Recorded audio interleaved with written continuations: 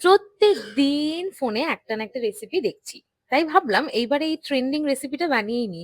আম দেখে বুঝতেই পারছেন, আর প্রথমে চিকেন দেখিয়েছি, তার মানে বোঝাই যাচ্ছে যে আমি আজকে কি বানাতে চলেছি। আজকে বানাতে চলেছি আম পোড়া চিকেন। আম পোড়া চিকেনের শেষটা ভালো খেতে হয়েছিল, কিন্তু আমি শেষটা ভিডিও নিতেও ভুলে গেছি, সেটা আগে থেকেই বলে রাখছি। আমটাকে পুড়িয়ে নিয়ে, টমেটোটাকে পুড়িয়ে নিয়ে, পেস্ট করে নিয়ে, যেরকম চিকেন রান্না হয় সেরকম করেই রান্না করেছিলাম। আলাদা কিচ্ছু কায়দা কিন্তু আমি করিনি, তাতেই খেতে খুব ভালো হয়েছিল।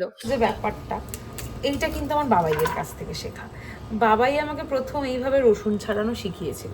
রান্নাটাতে তোমরা একটু মৌরি দিতে পারো, একটু কালারটা ভালোবাসার জন্য আমি সামান্য একটু চিনি দেব। পেঁয়াজটা বেটে রেখেছিলাম, সে পেঁয়াজটা দেব। আচ্ছা, আমার মতো রান্নার সময় কে কে তেলের বদলে ঘি দিতে পছন্দ করো বলবে তো? আমাদের বাড়িতে সমস্যা একটাই, আমি খাবো মাংস, মায়ের কিছু একটা হলেই চলছে, আর বাবাই আবার খাবে হচ্ছে মাছ। বাবার জন্য বাজার থেকে গিয়ে কিনে নিয়ে এসেছিলাম এরকম মাছ, পমফ্লেট মাছ। তো এই মাছটাই ভাজা না, আমার মোটামুটি পেঁয়াজটা লাল করে ভাজা হয়ে মিক্স করে রেখেছিলাম, সেটা দিয়ে দেবো। চিকেন মাংসটা যখন দাঁড়িয়ে রেখে কষাবে তখন কিন্তু গ্যাসটাকে বাড়িয়ে রাখবে, গ্যাসটা যদি তখন কমিয়ে দাও তাহলে কিন্তু মাংসটাই শীতে লেগে যাবে।